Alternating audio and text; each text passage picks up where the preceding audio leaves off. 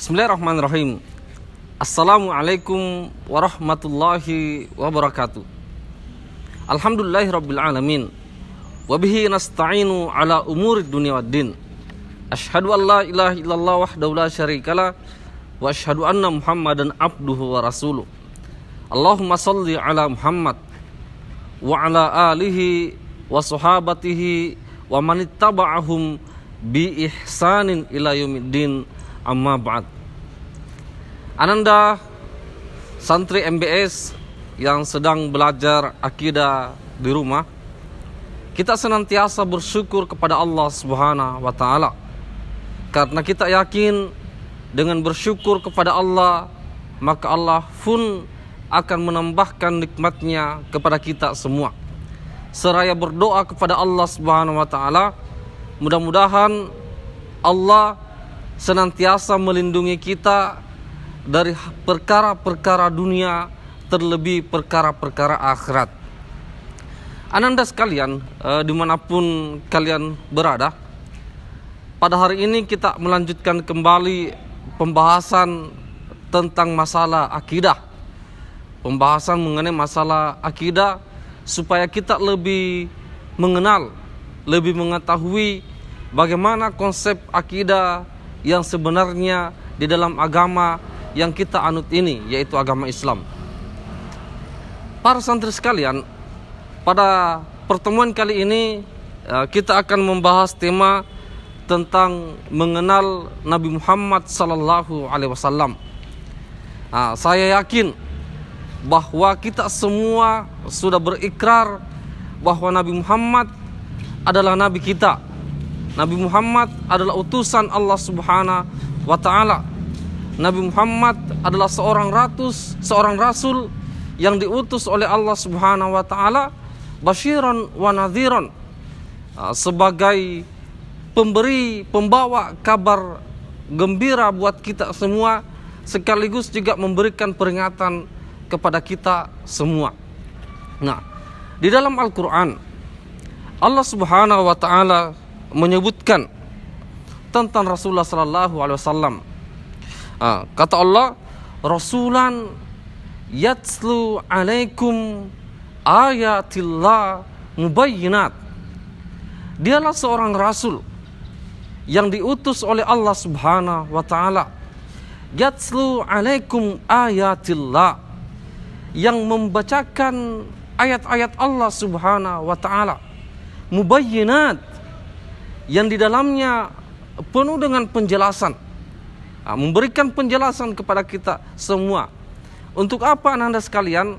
Untuk apa Rasul membacakan Al-Quran, memberikan kabar kepada kita?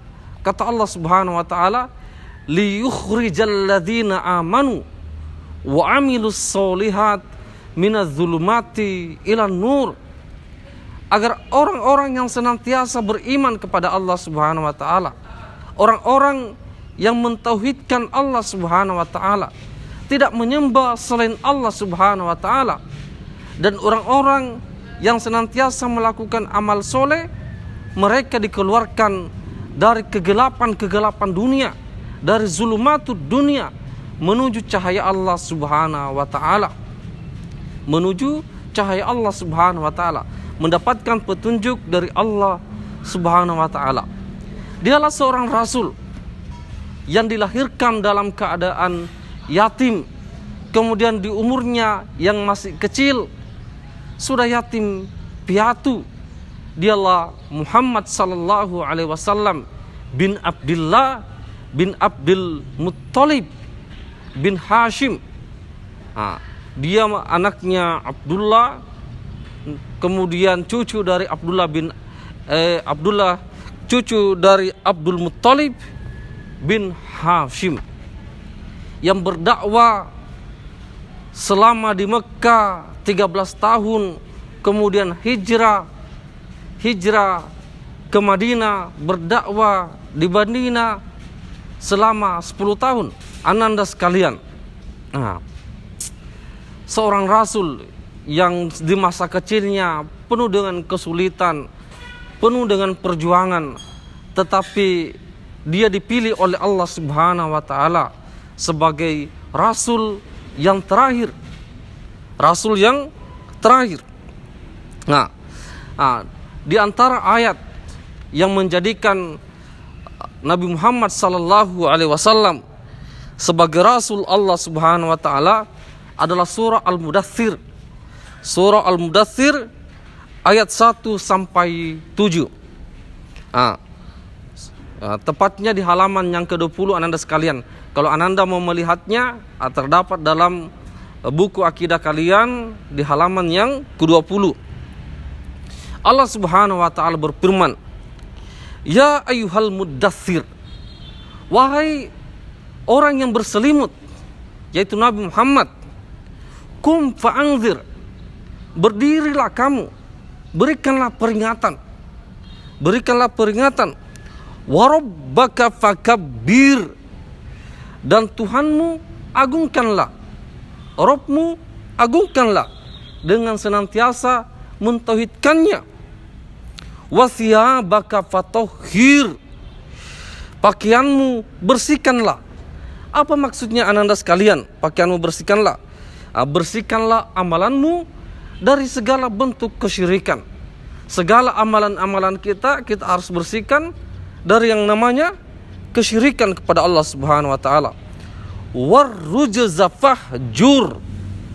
Dan dari perbuatan-perbuatan dosa hindarilah. Larilah dari perbuatan-perbuatan dosa, terutama dosa-dosa besar, menyekutukan Allah Subhanahu wa taala, sihir, riba, dan lain-lainnya. Segala dosa-dosa besar hendaknya kita harus jauhi, terutama menyekutukan Allah Subhanahu wa taala. Selaku orang yang berakidah Islam, akidahnya harus lurus, akidahnya harus mantap.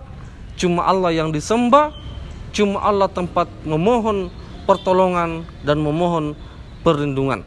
Ananda sekalian, inilah tema pada hari ini. Mudah-mudahan Ananda senantiasa kaji, senantiasa pelajari, senantiasa dalami, kemudian dipraktekkan. Hadanallahu wa iyyakum ajma'in. Assalamualaikum warahmatullahi wabarakatuh.